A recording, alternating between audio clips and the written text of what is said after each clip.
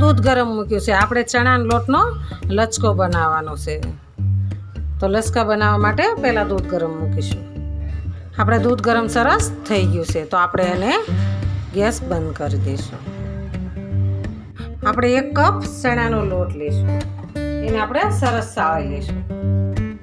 આપણે ચણાનો લોટ કરકરો લેવાનો છે. આપણે ઝીણો નથી લેવાનો. આપણે એને ઘીમાં ચેકી લઈશું. આપણે એમાં ઘી એડ કરીશું. 2 થી 4 ચમચી જેટલું ઘી એડ કરવાનું છે. એની અંદર આપણે ઘી ગરમ થઈ જાય એટલે આપણે એને એમાં બેસન નાખવાનું છે. આપણે ઘી ગરમ સરસ થઈ ગયું છે, તો એમાં આપણે બેસન એડ કરી દઈશું. આપણે એને ઘીમાં શેકવાનું છે.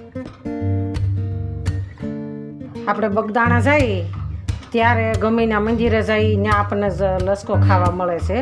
હમણાં શેકાઈ જાય એટલે ઘી બહાર નીકળી જશે. આપણે સરસ શેકાવા આવી ગયો છે.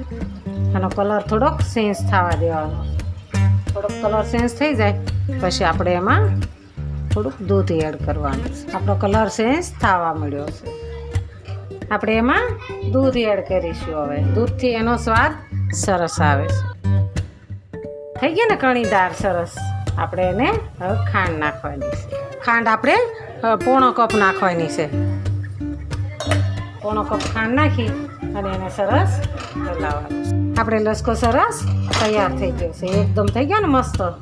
તો આપણે એને હવે એક બાઉલમાં કાઢી દઈશું. બાઉલમાં કાઢી અને પછી આપણે એલચીનો પાવડર નાખવાનો છે અને કાજુ બદામ નાખવાના છે. આપણે એને ઉતારી દઈશું. આપણે એને ઉતારી લીધું છે.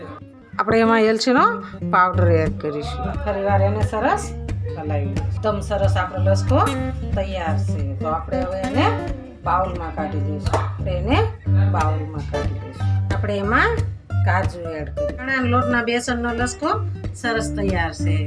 તો હાલો ખાવા. આ મારો વિડીયો ગમે તો લાઈક, શેર અને સબસ્ક્રાઈબ કરી દેજો. રાધે રાધે.